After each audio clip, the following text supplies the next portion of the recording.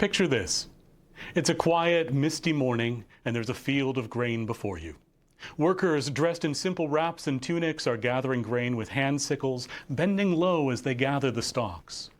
An ox pulls a wooden cart where young children sit, bundling the stalks of grain together into sheaves and tossing the sheaves onto an ever-growing pile on the cart.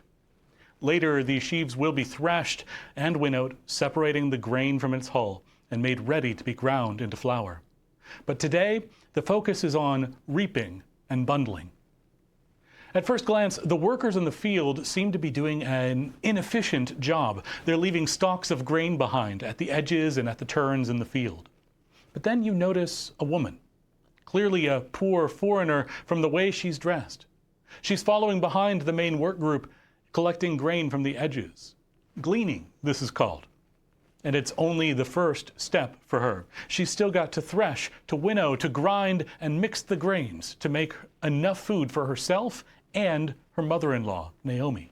The sun burns off the mist by midday, and a man walks out to the field to meet the workers with warm bread and porridge for their lunch.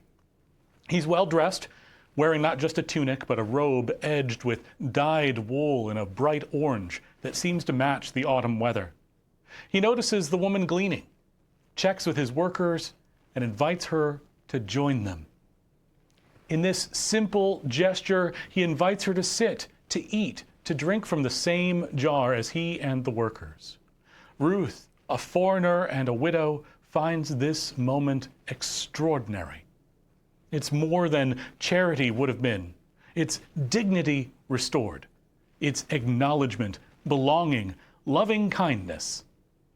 The text tells us that the man, Boaz, instructs the workers to let her glean even from the sheaves that have already been gathered, to leave extra, to help her, not to shame her, not to stop her.